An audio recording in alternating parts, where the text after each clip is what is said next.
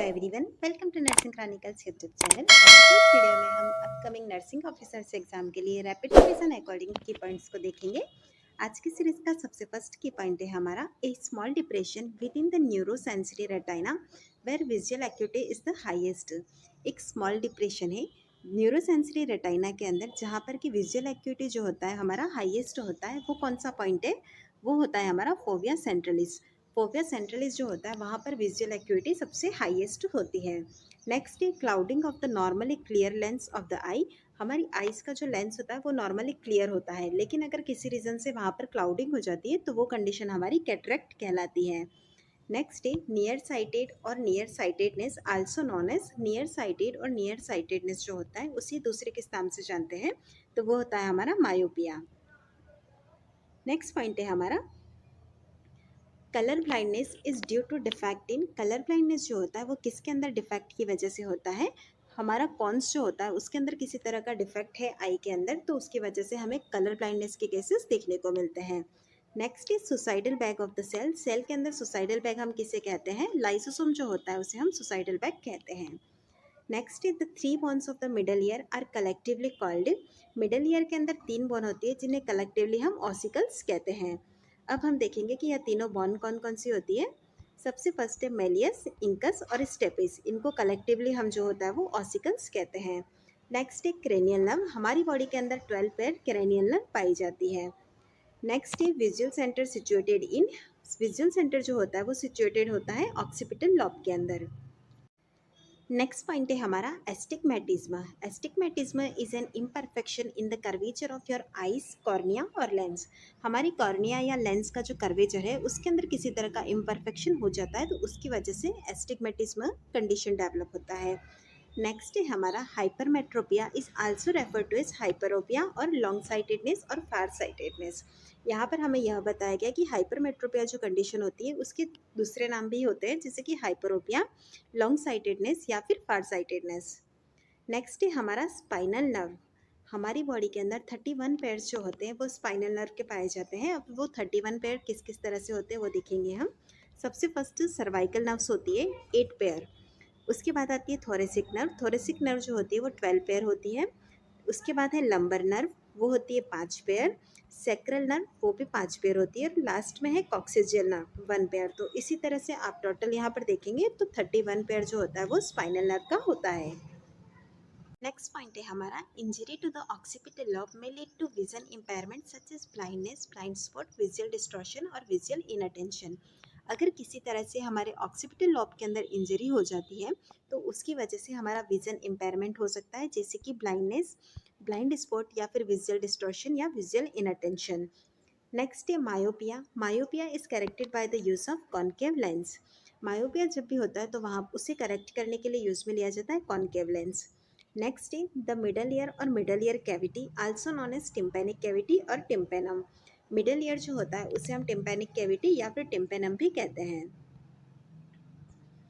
Next point है हमारा scaffold bone shape. Scaffold bone का जो शेप होता है वो होता है bot like shape. Next is trachea is also called a windpipe and is supported by C-shaped rings made of cartilage which protect the trachea from collapse and injury. Trachea का दूसरा नाम है वाइंड पाइप। यहाँ पर जो होता है सी shape की रिंग होती है जो कि कार्टिलेज की बनी होती है, और यह इसका काम ये होता है कि यह ट्रेकिया को प्रोटेक्ट करती है कॉलेप्स होने से और इंजरी होने से। नेक्स्ट है एन ऑक्सीजन हुड और head box is used for babies who can breathe on their own but still need extra oxygen. हम बेबीज़ के अंदर जब भी ऑक्सीजन एडमिनिस्टर करते हैं तो वहाँ पर ऑक्सीजन हुड जो होता है उसे यूज़ में लेते हैं। ऑक्सीजन हुड का दूसरा नाम है हेड बॉक्स। इसे हम वहाँ पर यूज़ में लेते हैं कि जहाँ पर बेबीज़ जो है वो खुद से सांस भी ले रहे हैं लेकिन फिर भी उन्हें एक्स्ट्रा ऑक्सीजन की ज़रूरत है, तो वहाँ पर O2 हुड काम में लिया जाता है। नेक्स्ट पॉइंट है हमारा cystic fibrosis is an autosomal recessive disorder caused by A variety of defect in the cystic fibrosis transmembrane conductance regulator gene on chromosome. Cystic fibrosis जो होती है वो हमारी ऑटोसोमल रिसेसिव टाइप की डिसऑर्डर है। इसके अंदर क्या होता है कि cystic fibrosis transmembrane conductance regulator gene यानी कि CFTR जो होता है उसका क्रोमोसोम पर डिफेक्ट देखने को मिलता है, जिसकी वजह से सिस्टिक फाइब्रोसिस होता है। नेक्स्ट पॉइंट है हमारा sweat chloride test results for diagnosing cystic fibrosis a chloride level of 60 milliosmole per litre और ग्रेटर इंडिकेट सिस्टिक फाइब्रोसिस। जब भी हमें सिस्टिक फाइब्रोसिस को डायग्नोस करना है तो वहाँ पर एक टेस्ट यूज में लिया जाता है जिसे हम कहते हैं स्वेट क्लोराइड टेस्ट। यहाँ पर अगर क्लोराइड का लेवल हमें 60 एमोस्मोलीटर पर लीटर से ज़्यादा मिलता है उतना या फिर इससे ज़्यादा है तो यह हमें यह इंडिकेट कर रहा है कि यहाँ पर सिस्टिक फाइब्रोसिस प्रेजेंट है। Next day, patient should be well hydrated because phototherapy may result in dehydration from insensible losses. अगर किसी नियोनेट को हम फोटोथेरेपी दे रहे हैं तो वहाँ पर हमारा एक बहुत इंपॉर्टेंट इंटरवेंशन होता है कि हम उसका हाइड्रेशन मेंटेन करें, क्योंकि फोटोथेरेपी की वजह से क्या होता है इनसेंसिबल लॉस होता है तो वहाँ पर डिहाइड्रेशन हो सकता है। इसीलिए जब भी फोटोथेरेपी पर नियोनेट रखते हैं तो वहाँ पर हाइड्रेशन हमारा मस्ट इंपॉर्टेंट पॉइंट हो जाता है। नेक्स्ट पॉइंट है हमारा phototherapy light emits light in the blue green spectrum. Wavelength जो होती है उसकी 430 to 490 nanometre. It is not UV light. Phototherapy के अंदर जो लाइट यूज़ में लेते हैं वो हमारी यूवी लाइट नहीं होती है, वो हमारी ब्लू ग्रीन कलर की लाइट होती है जिसका वेवलेंथ होता है 430 टू 490 nm।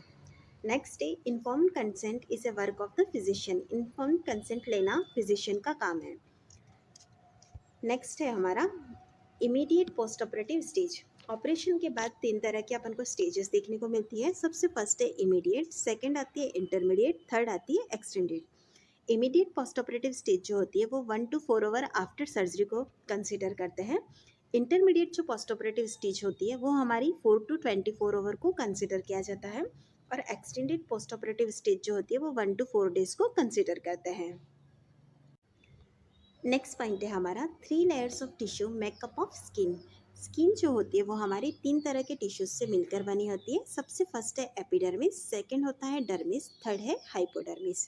एपिडर्मिस जो होती है वो स्किन की टॉप लेयर होती है, डर्मिस जो है वो मिडल लेयर होती है, हाइपोडर्मिस जो होती है वो बॉटम लेयर होती है जिसे कि फैटी लेयर भी कहते हैं।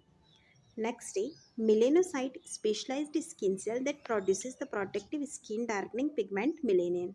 मेलेनोसाइट स्किन सेल जो होती है वो हमारा मेलेनिन को प्रोड्यूस करती है।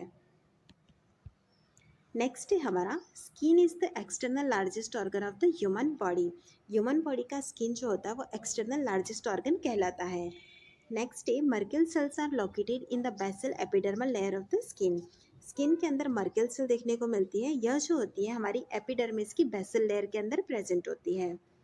नेक्स्ट पॉइंट है हमारा sweat gland, also called as pseudoperous gland or sudoriferous glands, are responsible for producing sweat. Sweat glands जो होती है नाम से इंडिकेट है कि यह प्रोड्यूस करेगी स्वेट को। इसके दूसरे 2 नाम होते हैं सुडोरिपेरस ग्लैंड और सुडोरिफेरस ग्लैंड। नेक्स्ट पॉइंट है हमारा क्रेनियल नर्व के ऊपर। सबसे फर्स्ट हमारी क्रेनियल नर्व जो होती है उसे हम ऑल्फैक्टरी नर्व कहते हैं। यह सेंसरी टाइप की नर्व होती है और स्मेल के लिए रिस्पॉन्सिबल है। सेकेंड नर्व है हमारी ऑप्टिक, सेंसरी होती है और विजन के लिए रिस्पॉन्सिबल है। थर्ड क्रेनियल नर्व है हमारी ऑक्यूलोमोटर, जो कि मोटर सप्लाई करती है। यह इसका जो सप्लाई होता है वो होता है एक्सट्रिंसिक आई मसल को। फोर्थ क्रेनियल नर्व है हमारी ट्रॉक्लियर, जिसका मोटर सप्लाई होता है, यह भी एक्सट्रिंसिक आई मसल को सप्लाई करती है। नेक्स्ट क्रेनियल नर्व है हमारी फिफ्थ ट्राइजेमिनल, जिसकी 3 ब्रांचेस होती हैं। सबसे फर्स्ट है ऑप्थेल्मिक, सेकंड है मैक्सिलरी और उसके बाद थर्ड आती है मैंडिबुलर। यह सेंसरी और मोटर दोनों सप्लाई करती है। ऑप्थेल्मिक सेंसरी सप्लाई जो होता है इसका कॉर्निया, नेजल म्यूकोसा और फेस स्किन को होता है। मैक्सिलरी ब्रांच का सेंसरी सप्लाई होता है skin of face, oral cavity और टीथ को। मैंडिबुलर जो होता है वो मोटर सप्लाई करती है मसल्स ऑफ मास्टिकेशन को। इसी के साथ ही मैंडिबुलर जो होता है उसका सेंसरी सप्लाई भी होता है, वो होता है फेस, स्किन, टीथ, टंग। नेक्स्ट है हमारी एब्डुसेंस। एब्डुसेंस का मोटर सप्लाई होता है आई एब्डक्शन मसल को। सेवंथ क्रेनियल नर्व है हमारी फेशियल, जिसका कि सेंसरी और मोटर दोनों सप्लाई होता है। Sensory supply part of tongue को सप्लाई करती है, मोटर सप्लाई होता है इसका muscles of facial expression. Next है हमारी वेस्टिबुलो कॉक्लियर नर्व, जो कि सेंसरी सप्लाई करती है हियरिंग और इक्विलिब्रियम को। नाइन्थ क्रेनियल नर्व है हमारी ग्लोसोफेरेंजियल नर्व, जिसका मोटर सप्लाई होता है स्टाइलोफेरेंजिस मसल को, और इसी के साथ ही इसका सेंसरी सप्लाई होता है टंग्स और फेरिंग्स को। 10th क्रेनियल नर्व है हमारी वेगस नर्व, जो कि मोटर और सेंसरी दोनों सप्लाई करती है। मोटर फेरिंग्स और लेरिंग्स को करती है, सेंसरी फेरिंग्स, लेरिंग्स और एब्डोमिनल ऑर्गन को करती है। नेक्स्ट है एसेसरी। एसेसरी का मोटर सप्लाई होता है ट्रेपेजियस और स्टर्नोक्लिडोमेस्टोइड मसल को। नेक्स्ट है हाइपोग्लोसल। हाइपोग्लोसल का मोटर सप्लाई होता है टंग की मसल को। इसी तरह यह थी हमारी क्रेनियल नर्व, जो कि 12 पेयर्स हमने देखे हैं।